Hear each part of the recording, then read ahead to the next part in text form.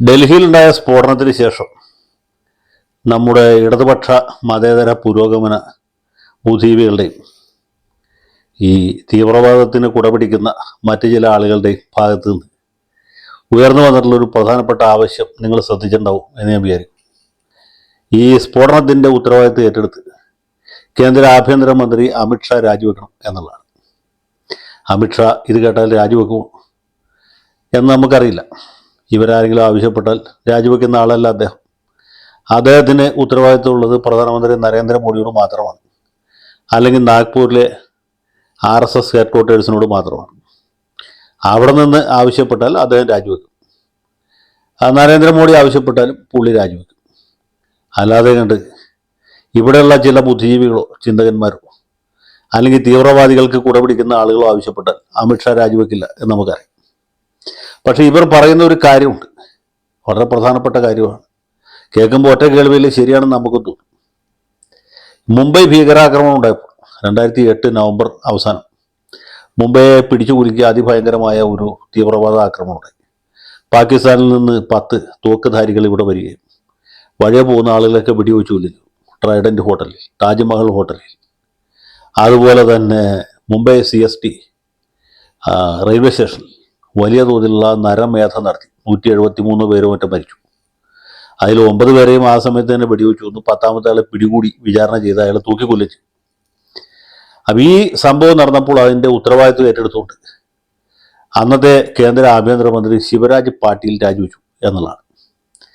അത് ഒരു കീഴ്വഴക്കമായി എടുത്ത് ഇപ്പോൾ ധാർമ്മികവും രാഷ്ട്രീയമായ ഉത്തരവാദിത്വം ഏറ്റെടുത്ത് അമിത്ഷാ രാജിവെക്കണം എന്നുള്ളതാണ് ഇവരുടെ ആവശ്യം.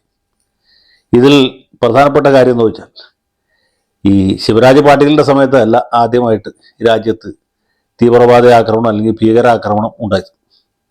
ഞാൻ കഴിഞ്ഞ ദിവസം പറഞ്ഞ പോലെ ഇന്ദിരാഗാന്ധിയുടെ രണ്ടാമത്തെ ഏറ്റവും അവസാനത്തെ സർക്കാർ മുതൽക്ക് 1981-84 കാലത്ത് ഇന്ദിരാ സർക്കാരിൻ്റെ കാലത്താണ് ഇതുപോലുള്ള സംഭവങ്ങൾ നിത്യം ആവർത്തിക്കുന്ന ആ ഒരു ഘട്ടമുണ്ടായിരുന്നു.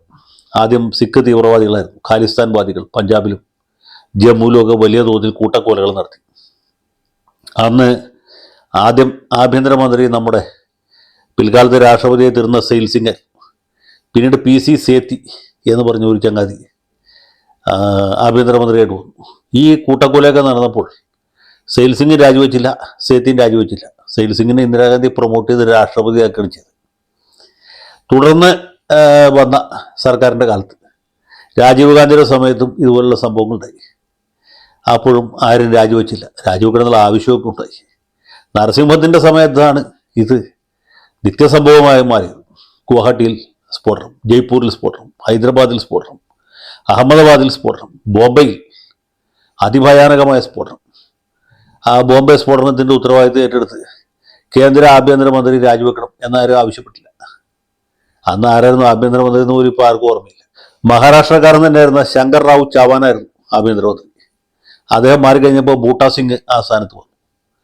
പക്ഷേ ആരും രാജിവെച്ചില്ല, അത് അങ്ങനെ തുടർന്നു. വാജ്പേയിയുടെ സമയത്തും ഇത് തന്നെയായിരുന്നു. LK അദ്വാനി ഇന്ത്യയുടെ ഉരുക്ക് മനുഷ്യൻ എന്നൊക്കെ അറിയപ്പെട്ടെങ്കിലും തീവ്രവാദ ആക്രമണങ്ങൾക്ക് യാതൊരു കുറവുണ്ടായിരുന്നില്ല.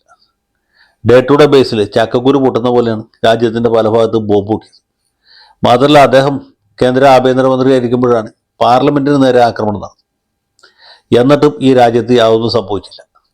പക്ഷെ മൻമോഹൻ സിംഗിൻ്റെ ആദ്യത്തെ സർക്കാരിൻ്റെ സമയത്ത് ശിവരാജ് പാട്ടീൽ കേന്ദ്ര ആഭ്യന്തരമന്ത്രി ആയിരിക്കുമ്പോഴാണ് മുംബൈ ഭീകരാക്രമണം ഉണ്ടായത്. ഞാൻ നേരത്തെ പറഞ്ഞ പോലെ 179 പേർ മരിച്ചു. അതിൻ്റെ ഉത്തരവാദിത്വം ഏറ്റെടുത്ത് ശിവരാജ് പാട്ടീൽ രാജിവെച്ചു. പിന്നീട് ആ സ്ഥാനത്ത് P ചിദംബരം കേന്ദ്ര ആഭ്യന്തരമന്ത്രിയായിട്ട് വന്നു. അപ്പോൾ എന്തുകൊണ്ടാണ് ഈ ശിവരാജ് പാട്ടീൽ രാജിവെച്ചത്, അല്ലെങ്കിൽ എന്തുകൊണ്ടാണ് മറ്റാരും രാജിവെക്കാതിരുന്നത് എന്ന വിഷയമാണ് നമ്മളിവിടെ ഇന്നിപ്പോൾ ചർച്ച ചെയ്യുന്നത്. ശിവരാജ് പാട്ടീലിനെ സംബന്ധിച്ചിടത്തോളം പറഞ്ഞാൽ അദ്ദേഹം മഹാരാഷ്ട്രയിൽ നിന്നുള്ള ഒരു മുതിർന്ന കോൺഗ്രസ് നേതാവായിരുന്നു. നേരത്തെ നരസിംഹറാവു പ്രധാനമന്ത്രിയായിരുന്ന സമയത്ത് ഇദ്ദേഹം ലോക്സഭാ സ്പീക്കറായിരുന്നു. 2004 തെരഞ്ഞെടുപ്പിൽ അദ്ദേഹം ലാത്തൂർ മണ്ഡലത്തിലാണ് മത്സരിച്ചത്. തോറ്റുപോയിട്ടും അദ്ദേഹത്തെ മൻമോഹൻ സിംഗ് കേന്ദ്രമന്ത്രിസഭയിൽ എടുത്തു. എന്ന് മാത്രമല്ല ഏറ്റവും പ്രധാനപ്പെട്ട ആഭ്യന്തര വകുപ്പ് തന്നെ അദ്ദേഹത്തെ ഏൽപ്പിച്ചു.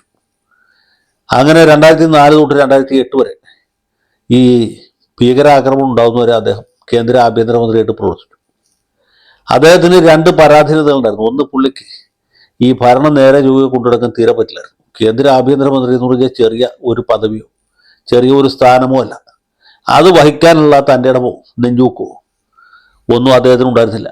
എന്ന് മാത്രമല്ല, പുള്ളി സൗന്ദര്യ കാര്യത്തിൽ കുറച്ച് നിഷ്കർഷമുള്ള ആളായിരുന്നു.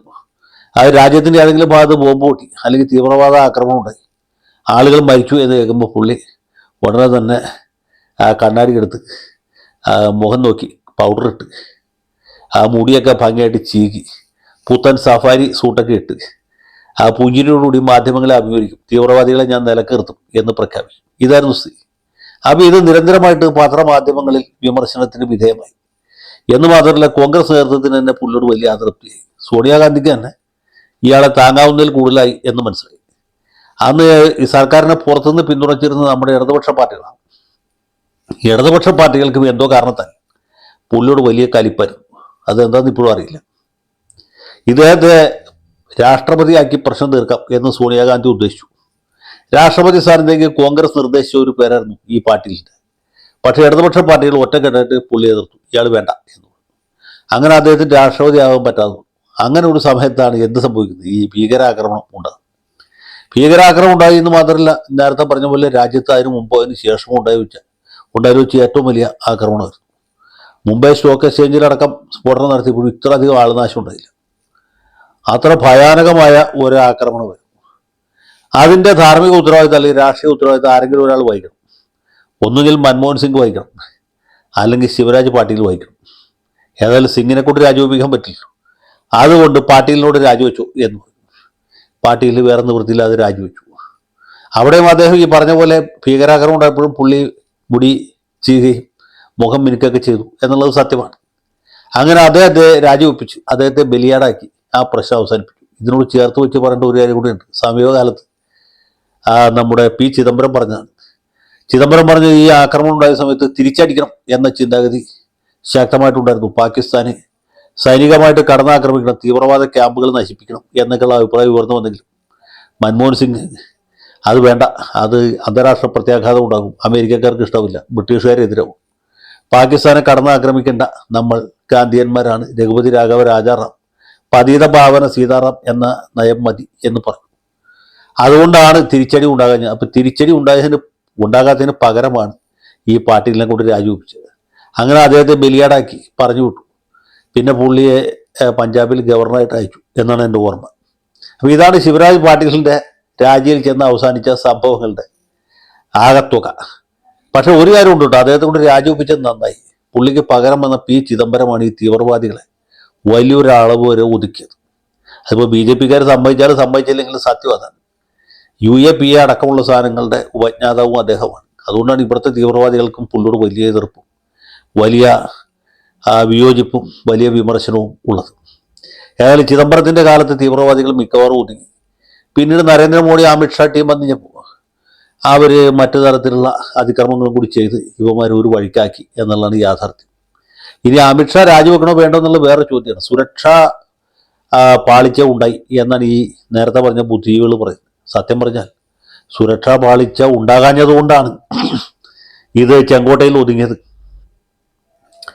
ഈ ഫരീദാബാദിലെ മെഡിക്കൽ കോളേജ് പ്രൊഡക്ട്സിൽ നിന്ന് 3 ടൺ സ്ഫോടക വസ്തുവാണ് കണ്ടുപിടിച്ചത്.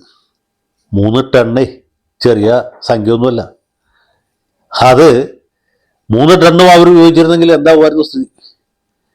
ബോംബെ സ്ഫോടനങ്ങളെയോ ഹൈദരാബാദ് സ്ഫോടനങ്ങളെയോ അഹമ്മദാബാദ് സ്ഫോടനങ്ങളെയൊക്കെ ബഹുദൂരം പിന്നിലാക്കുന്ന അതിഭയാനകമായ നരമേധമായി തീരുമാനിച്ചു. അത് പിടിച്ചതിന് ശേഷം ആ കൂട്ടത്തിൽപ്പെട്ട ഒരു ചങ്ങാതി ഈ ബാക്കിയിരുന്ന അല്പം സ്ഫോടക വസ്തുവുമായിട്ട് തടി കഴിച്ചിലാക്കാൻ നോക്കുമ്പോഴാണ് ഈ അപകടത്തിൽ കാറിൽ വെച്ച് സ്ഫോടനം ഉണ്ടായത്.